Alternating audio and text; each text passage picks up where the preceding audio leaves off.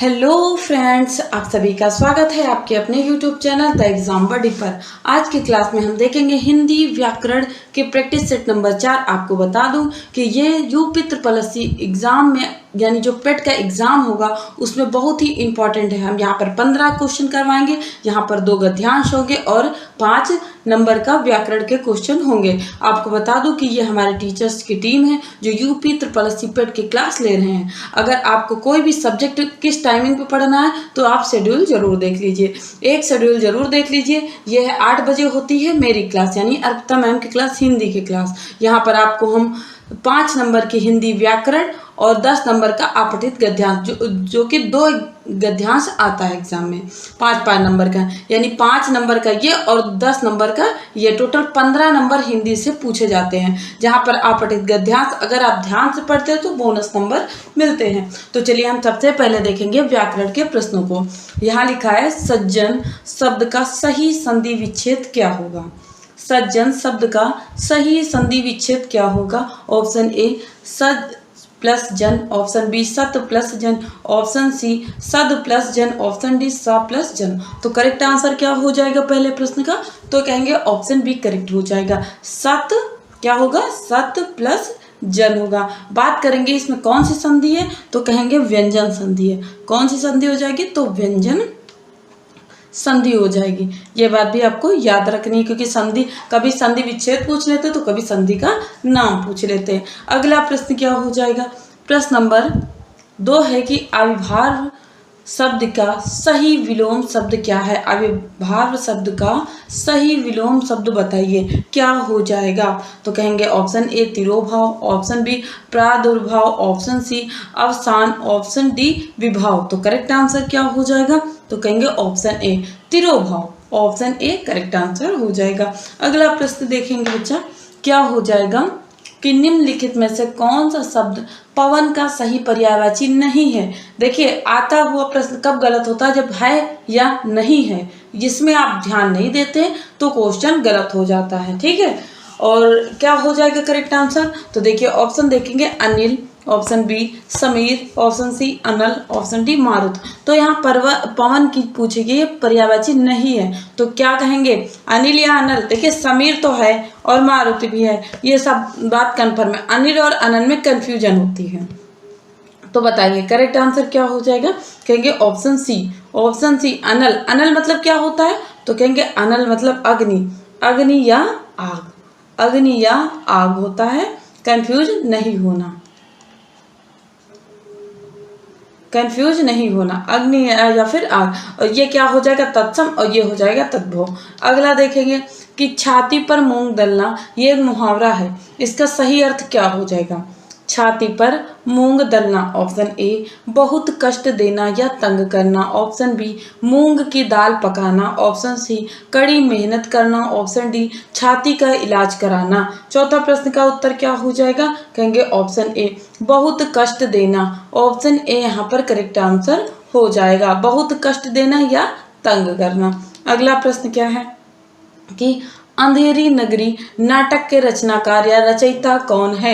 Option A Jaishankar Prasad, option B Bharatendra Harishchandra, option C Dharamvir Bharati, option D Mohan Rakesh. तो correct answer क्या हो जाएगा बताएंगे, अंधेरी नगरी किसकी रचना हो जाएगी। करेक्ट आंसर बताइएगा, करेक्ट आंसर क्या हो जाएगा तो कहेंगे ऑप्शन बी करेक्ट हो जाएगा, भारतेंद्र हरिश्चंद्र। क्या हो जाएगा ऑप्शन बी करेक्ट हो जाएगा, भारतेंद्र हरिश्चंद्र हो जाएगा। अगला प्रश्न क्या, देखिए 5 प्रश्न हो गए, 5 प्रश्न व्याकरण से हो गए। अब हम गद्यांश को देखेंगे। अब हम क्या देखेंगे, गद्यांशों को देखेंगे। हम 2 गद्यांश देखेंगे और 10 नंबर का होता है। तो ध्यान से पढ़िएगा और सुनिएगा। जो क्लास रिकॉर्डेड देख रहा है यानी लाइव नहीं देख रहा है वो क्या करेंगे, वो क्लास को रोक कर आपका मन हो तो आप पढ़ लीजिए गद्यांश को, या फिर जैसे हम पढ़ रहे हैं आप सुनिए और फोकस करिए कि क्या क्या प्रश्न आएंगे तो फिर कैसे उत्तर देना है।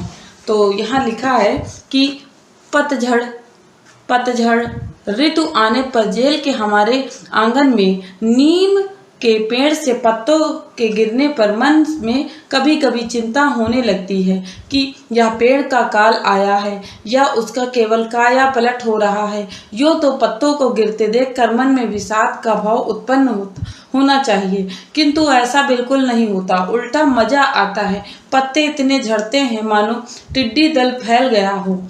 मालूम होता है पत्तों को कितने ही गोल गोल चक्कर काटने पड़ते हैं। उन्हें नीचे उतरने की थोड़ी सी जल्दी नहीं होती, और फिर गिरने के बाद क्या वे चुपचाप पड़े रहेंगे? नहीं, कदापि नहीं। छोटे बच्चे जिस प्रकार दौड़ने का और एक दूसरे को पकड़ने का खेल खेलते हैं, उसी प्रकार ये पत्ते भी इधर से इधर गोल गोल चक्कर काटते रहते हैं। हवा के झोंकों के साथ हंसते कूदते मेरी ओर दौड़े आते हैं। मुझे लगता है कि इन पत्तों को थोड़ी देर के बाद पेड़ से फूटने वाली कोपलों को झटपट जगह दे देने की ही अधिक जल्दी होती होगी। सांप जिस प्रकार अपनी केचली उतार कर फिर से जवान बनता है, उसी प्रकार पुराने पत्ते त्याग कर पेड़ भी बसंत ऋतु का स्वागत करने के लिए फिर से जवान बनने की तैयारी करता है।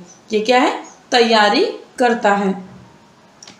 आगे क्या है कि इसीलिए यह कहने पर मन नहीं होता कि पत्ते टूटते हैं या गिरते हैं या पत्ते छूट जाते हैं। हाथ में पकड़ रखा हुआ कोई पत्ता जैसे पकड़ कुछ ढीली होती है, चकमा देकर उड़ जाता है, उसी प्रकार ये पत्ते के से छूट जाते हैं। या विचार भी मन में आता है कि ये पत्ते गिरने वाले तो हैं ही, तो फिर सबके सब एक साथ क्यों नहीं गिरते? पड़हीन वृक्ष की मुक्त शोभा तो देखने को मिलेगी, जिस पेड़ पर एक भी पत्ता नहीं रहा, उंगलियां टेढ़ी मेढ़ी करके जो पागल के समान खड़ा है और जो आकाश के पर्दे पर कालीन के चित्र के समान मालूम हो रहा है, उसकी शोभा कभी कभी आपने ध्यान देकर निहारी है। पड़हीन टहनिया को जाली सचमुच ही बहुत सुंदर दिखाई देती है। तो ये क्या हुआ? ये गद्यांश हुआ। ये क्या हुआ? गद्यांश हुआ। अब इस पे प्रश्न है, इनको देखिएगा।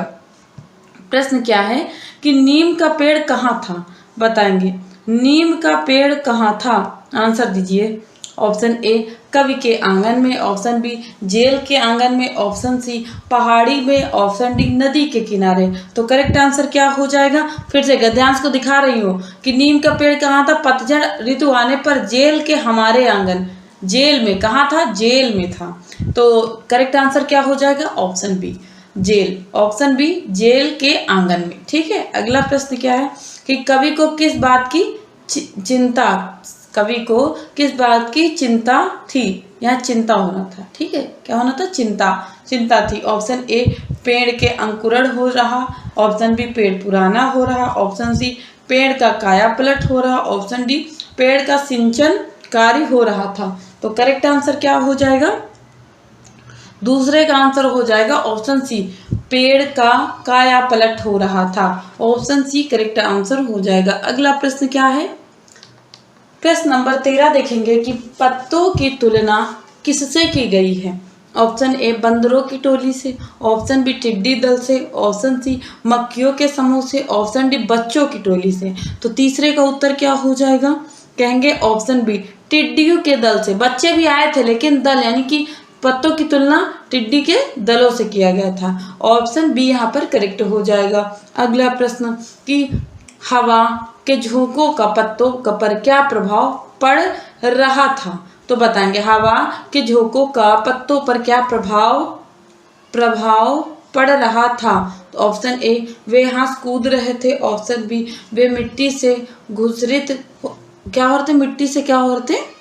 घसरित हो रहे थे ना। एक मिनट। वे ध्वनिहीन हो रहे थे, ऑप्शन डी ये विकल्प, या ऑप्शन डी पर क्या है? ये सभी विकल्प। तो करेक्ट आंसर क्या हो जाएगा? क्या कहेंगे? ऑप्शन ए वे हंस कूद रहे थे। वे हंस कूद रहे थे। ऑप्शन ए करेक्ट आंसर हो जाएगा। अगला प्रश्न क्या है? प्रश्न नंबर 5 देखेंगे कि लेखक ने गोल गोल चक्कर काटते पत्तों की तुलना किससे की? अब यहाँ बताएंगे किससे की। ऑप्शन ए फिरकी से, ऑप्शन बी चक्रवात से, ऑप्शन सी बच्चों से, ऑप्शन डी पतंग से। तो पांचवें का उत्तर क्या हो जाएगा?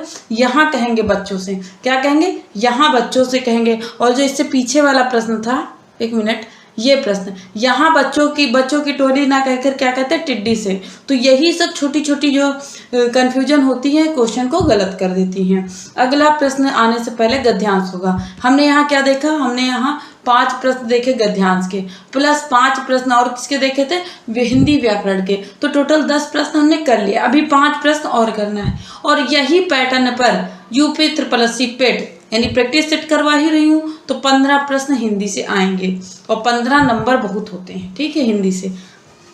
बस केवल हिंदी अगर आपने एक बार पढ़ ली अच्छे से व्याकरण, तो आपको केवल प्रैक्टिस करना रहता है, प्रैक्टिस बराबर करते रहेंगे। चलिए ये प्रश्न देखेंगे कि क्या है कि मैं घर रहते हुए सावन भादों में भी वहां गया है और मैंने इस प्रपात के उद्यम यौवन के उस महावेग को भी देखा है जो 100-150 फीट की अपनी चौड़ी धारा के प्रबल भुजाओं में धरती के चटकीले धानी आंचल से उफनाते सावन को कस लेने के लिए व्याकुल हो जाता है। और मैंने देखा है कि जब अंबर के महलों में घनालिंगन करने वाली सौदामिनी, सभी लोग कमेंट में आंसर करेंगे कि सौदामिनी किसकी पर्यायवाची है, सौदामिनी किसकी पर्यायवाची, सभी का कमेंट में आंसर आना चाहिए। धरती के इस सौभाग्य की ईर्ष्या में तड़प उठती है, तब उस तड़पन के कौंध में इस प्रपात का उमड़ाव फूलकर दुगना हो जाता है। शरद की शक्त ज्योत्सना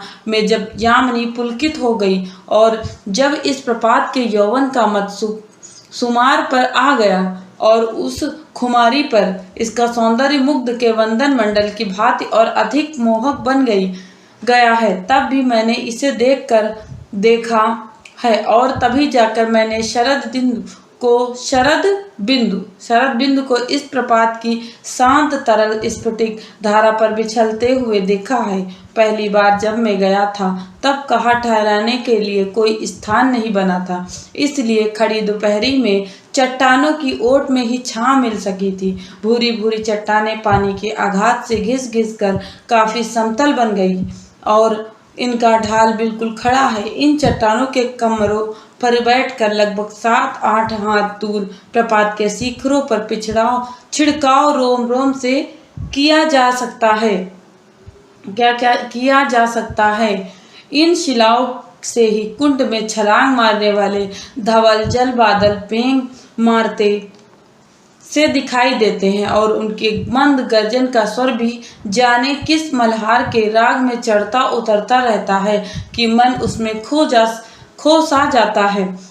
एक शिला की शीतल छाया में कगार के नीचे पैर ढाले मैं बड़ी देर तक बैठे बैठे सोचता रहा कि मृत्यु के गहन कूप की जगत पर पैर लटकाए भले ही कोई बैठा हो, किंतु यदि उसे किसी ऐसे सौंदर्य की उद्रेक का दर्शन मिलता रहे तो वह मृत्यु की भयावह गहराई भूल जाएगा। मृत्यु स्वयं ऐसी उन्मादी सौंदर्य के आगे हार मान लेती है, नहीं तो समय की कसौटी पर यौवन का गान अमिट स्वर्ण रेखा नहीं खींच सकता। मिट्टी में खिले हुए गुलाब की पंखुड़ियां भर जाती हैं और उनको झड़ते देख मृत्यु हंसना चाहती है, पर उस पर मिट्टी में से जब गुलाब की गंध ओस पड़ने पर उस सांस की भांति निकल पड़ती है तो मृत्यु गल कर पानी हो जाती है। मैं सोचता रहा कि जहाँ जो अजर बताइए, अजर का जो है पूर्ण वाक्य बनाइए। अजर क्या है?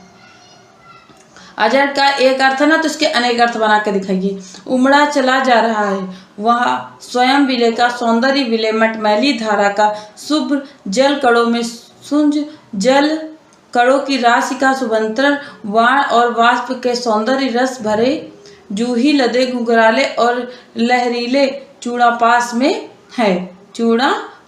है। तो ये क्या होता है आपका गद्यांश। काफी बड़ा था, टफ भी था, लेकिन हम देखेंगे आगे क्या है। यह चूड़ा पास जूहियों से इस तरह सज जाते हैं जिसके उसके निचले छोर की श्यामलता भर दिखाई पड़ सकती है। एक अद्वितीय चांदनी उसे ऊपर से छाप लेती है। मैंने देखा कि सांझ हो गई है। सूर्य की तिरछी किरणें जाते जाते इस सौंदर्य को रहस्य भेदन करते जाना चाहती है, पर जैसे प्रपात जाने की कितने कवच मंत्र उच्चारण करता हुआ और मुखर हो रहा है और अपने इस प्रकार समेट रहा है कि रवि रश्मियों का प्रयत्न आपसे आप विफल हो रहा है। ये आपका गद्यांश कंप्लीट होता है। हम देखेंगे पहला प्रश्न कि अवतरण का उचित शीर्षक क्या था, बताएंगे। अवतरण का उचित शीर्षक क्या हो सकता है? ऑप्शन ए यौवन का महावेग, ऑप्शन बी जलप्रपात का सौंदर्य, ऑप्शन सी शिला की शीतल छाया, ऑप्शन डी अमर सौंदर्य। अमर सौंदर्य होगा, ठीक है। तो करेक्ट आंसर क्या हो जाएगा? ऑप्शन बी होगा। क्या होगा? ऑप्शन बी जलप्रपात का सौंदर्य। जलप्रपात का सौंदर्य होगा करेक्ट आंसर। अगला प्रश्न क्या है कि प्रपात व्याकुल क्यों हो जाता है? अगला प्रश्न क्या है? प्रपात व्याकुल क्यों हो जाता है? ऑप्शन देखेंगे सावन को कस लेने के लिए, घना लिंगन करने के लिए, ज्योत्सना को पुलकित करने के लिए, या चट्टानों की ओट में छाँव पाने के लिए, ठीक है। तो करेक्ट आंसर क्या हो जाएगा दूसरे का? ऑप्शन ए सावन को कस कर लेने के लिए। अगला प्रश्न क्या है कि शिलाओं में छलांग मारने वाले धवल जल बादल कैसे दिखाई देते हैं? कैसे दिखाई देते हैं? दिखाई देते हैं। तो क्या हो जाएगा करेक्ट आंसर? ऑप्शन देखेंगे। ऑप्शन ए चोट मारते हुए, ऑप्शन बी विशाल रूप बनाकर डराते हुए, ऑप्शन सी पेंग मारते हुए, ऑप्शन सी यान की तरह उड़ते हुए। तो करेक्ट आंसर क्या हो जाएगा? यान मतलब जहाज है ना, तो सी कहेंगे। क्या कहेंगे? पेंग। ऑप्शन सी करेक्ट हो जाएगा। प्रश्न नंबर 4 देखेंगे कि जलप्रपात देखने गए कवि ने धूप से अपना बचाव कैसे किया? ऑप्शन ए चट्टान की ओट में छुपकर, ऑप्शन बी जल में समाधिस्थ हो गया था, ऑप्शन सी पेड़ों की झुरमुट में लेटकर, ऑप्शन डी गहरी खाई में छिपकर। चौथे का उत्तर क्या हो जाएगा? कहेंगे चट्टान की ओट में छिपकर। अगला प्रश्न 5 नंबर है कि मृत्यु के विषय में कथन और कारण की सत्यता परखिए। तो कथन क्या कह रहा है कि मृत्यु जलप्रपात के समक्ष हार मान लेती है। कारण क्या है कि प्रपात का सौंदर्य उन्मादी है और यौवन का महावेग से भरा होता है। बताइए क्या सही है, क्या करेक्ट हो जाएगा?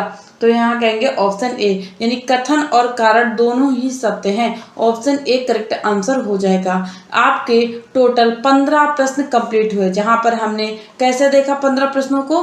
5 + 5 + 5 यानी 2 गद्यांश और 1 व्याकरण से 15 प्रश्न कंप्लीट, जो आपके एग्जाम में 15 प्रश्न ही आएंगे।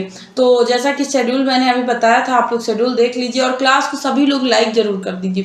क्लास को लाइक कर दीजिए, अगर चैनल पर नए हैं तो सब्सक्राइब भी कर दीजिए और शेड्यूल देख लीजिए। 8 बजे शाम को क्लास होती है। प्रैक्टिस सेट नंबर 4 चल रहा है। अब अगली क्लास में हम 5वां प्रैक्टिस सेट कराएंगे। यहाँ भी होंगे 15 टोटल प्रश्न। कितने प्रश्न होंगे? 15 प्रश्न हो जाएंगे। तो मिलते हैं कल की क्लास में, यानी प्रैक्टिस सेट 5 के साथ में 4 प्रैक्टिस सेट कंप्लीट हो गया है। आप लोग जरूर देख लीजिए और 4 प्रैक्टिस सेट देखें तो 15 चौको 60, आपके 60 क्वेश्चन तैयार हो गए।